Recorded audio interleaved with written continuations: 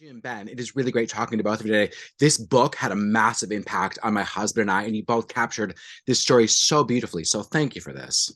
Thank Thank you. you. Yeah, now Jim, I'm assuming you've known Michael for a long time. Do you remember your reaction when you read the book for the first time? Oh, vividly. I mean, well, except I couldn't see myself crying.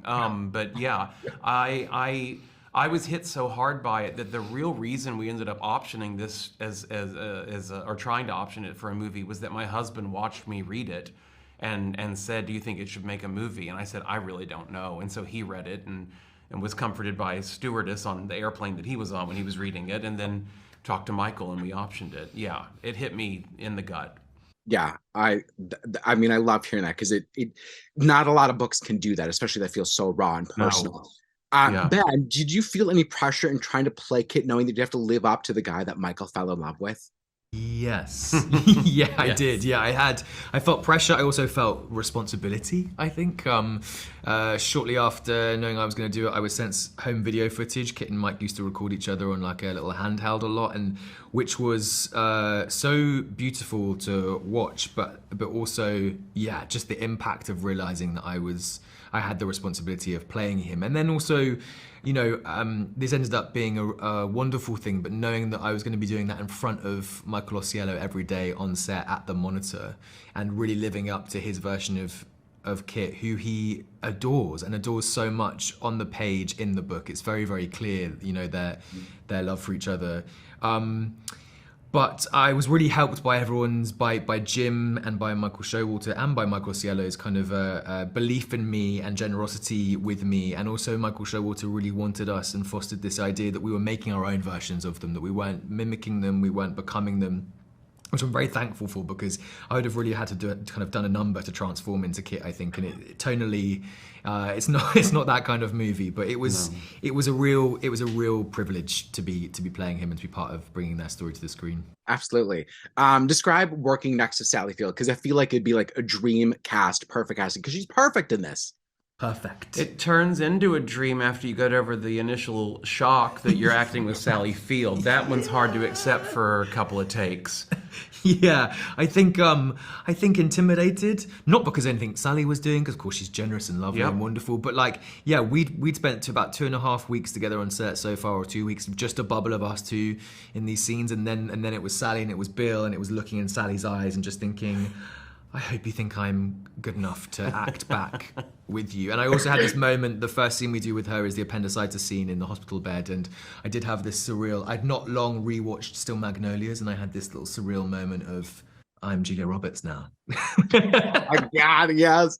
I could go into it. Oh my God. What did you both learn about yourself or your relationships by telling Michael and Kit's story? I will tell you, I had a moment, and I talked to Ben about this on set. I'll never forget it. There was something about the clarity with which the tragedy throws things into for the both of them and the way that they see the world. You couldn't help but feel that. And I had a very specific thing where I realized some of the greatest pain I'd ever felt in my life was holding in telling somebody how I really felt about them, either for fear of rejection or even a friendship type of situation.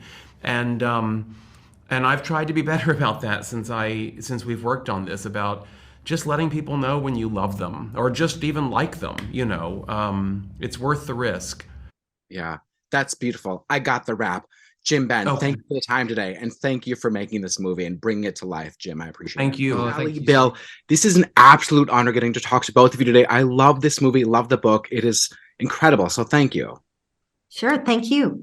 Yeah, now, Sally, your performance as Kit's mom literally channeled my mother and my husband's mom all rolled into one character. It was astonishing. So thanks for that, too. Sure. Yeah. Now, Sally, they say that laughter through tears is my favorite emotion, and this film has all of that, thanks to Michael Showalter and everyone of what you guys did. You've worked with him before. What is it about his personality that made him ideal for this type of story? Well, and Bill has worked with him as well. I think we were both there. One of the primary reasons is because how much we love Showalter and love working with him. He is sort of a talent that is yet to be heralded the way he should be, because I think he's such an extraordinary filmmaker. For the actors, for me, he creates this safe environment of a lot of improv, a lot of being able to fool with things and find where it works. And ultimately, he is also the last voice in the room. He will say, I love what you're doing, but don't do it. Yeah. So you do feel you have somebody who's there bouncing off of, you can bounce off of him. And he, for me, the kind of actor I am, he creates an environment that helps me be better, find things I didn't know I had in my head. So I would work with him anytime. Yes, Yeah, he's a masterful presence. When the shot is set up and thousands of dollars are being spent with each second, and Sally says, "Well, wait a minute." I know. And you can see the little flicker across Showalter's eyes, but he says, "Yeah, let's wait a minute. Okay, let's look at that And question." I say, something's wrong here. We have to work this out. This isn't right. There's something wrong. And everybody's sitting down while I go, don't you see am I crazy? Or is this? And ultimately, Showalter allows that so that we end up doing something different than what I had in my brain and something different than what he had in his brain. We arrive at a whole new spot, and that's collaboration. Yeah. I love it. And who says no to Sally Field? I mean, let's just put that out there. Plenty of people. Are you kidding? I've said He it. said it just today. Oh my God, you guys. Now, I know that this may be a story about a gay relationship, and it's very specific to that, but you both have gay kids. What are those universal truths that audiences may not realize that we need everyone to flock to see this movie? Bill, why don't you start that?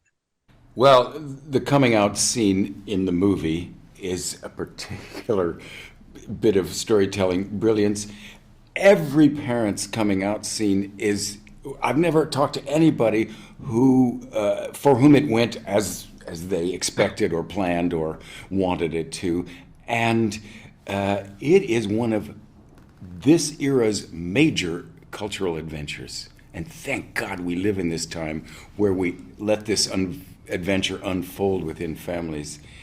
And so I will forever remember Sally at the moment and in the way Showalter has the brilliant Jim Parsons reveal and the brilliant Ben Aldridge make the big revelation. Sally's first reaction is, "Why didn't you tell me? Why didn't you let me in on this?" And it was so moving to me as I sat in the chair beside her. Well, that was all a lot of that scene improvised because we have been through this, and so he allowed me to improvise it enough till I could find a place that Marilyn, this character, would land that felt authentic. Right. Oh my God, I got the rap. Sally, my husband, I saw you on Broadway in The Glass Menagerie. And whether it's this, Soap Dish, Mrs. Doubtfire, Steel Magnolias, brothers and sisters, you are a staple in our household, Lincoln, and we are eternally grateful. So thank you for all of this. We appreciate it. Thank you so much. Thank you. Yeah, that made my day. Thank you. Yeah. Oh my God, this is amazing. Thank you. Paul McGuire Grimes, ABC, Minneapolis. Michael, I'm so excited to talk to you today. This book, what book I know you. I've seen your post. Yeah, I just want to tell you again how impactful this book has been on my husband and I, and I'll never forget when he told me he read it, and I had to read it immediately, and we still talk about it to this day. It's phenomenal. So thank you for sharing your story. And thank you for your support of the book and all of this. Yeah, incredible. Now, tell me about casting Ben Aldridge, because he is quite perfect as Kit. Was there something about it in the casting that you knew he nailed? Well, much of that was just relying on the instincts of Jim and our director, Michael Showalter, who had a Zoom with him because Ben was in London. And they knew, just based on that Zoom, instinctively and immediately that he was Kit. And a lot of that was me just sort of trusting their gut. And thank God I did, because we hit the jackpot. You know, not only has Ben an incredible actor, but he also resembles Kit and is very Kit-like in many ways, which I didn't realize until we were on set and we started shooting. You know, it was just icing on the cake, honestly, that he captured Kit so accurately. It's spooky almost. Right. I mean, even the glasses, I was like, he looks so much like Kit, especially in those glasses. I mean, it's one thing to, I think, relive your past, especially something as hard as that while writing a book. Were you hesitant at all about making the movie and being involved with it all over again? I was hesitant only because, with the book, I had complete control in what was in that book. I was the boss. Yes, I had an editor. There was a publishing company, but at the end of the day, I made all of the decisions. A movie is a collaborative process, so some of that is me having to let go. Even though I was involved every step of the way, I had to entrust other people to help tell this story, and that's scary.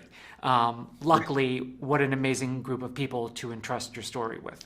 Oh my God, absolutely. One of them is Sally Field, a gay icon. Like, whose idea was that? And was it kind of just a dream come true to have her play Kit's mom? That was a Michael Showalter idea. They worked on a movie together, My Name is Doris, so they had an existing relationship, and right out of the gate, Sally was always our number one. Like, if we could get her, if only we could get her. And I know that's what Michael wanted. So when we found out that she wanted to do it and would do it, it was just the dream come true. Yeah. Now, I really love Christmas time, and I love the scenes with you, Jim and Ben, as you and Kid just celebrating Christmas. What would you and Kid be doing this Christmas Eve if he was still with us? We'd be arguing over the Christmas decorations. Whose turn is it to decorate the tree? I think we would be shopping for fun, silly gifts for each other. Oh my God, I love it. That's amazing. Now, one of the things I love about the book is just how real, how raw, and how brutally honest you get. And I'm curious, were you involved at all in David Marshall Grant's adaptation to figure out like what you really wanted to still be included, or to make it more of a broader story at all? So David Marshall Grant and Dan Savage, who adapted the book and wrote the screenplay, I was involved, but at the same time, they very much went off and put their own stamp on it and came up with this beautiful blueprint of a movie. But I also was there for them as a resource if they needed it, if they had any questions, it was also, that was a very collaborative process. Good. I love it. Michael, I got the rap.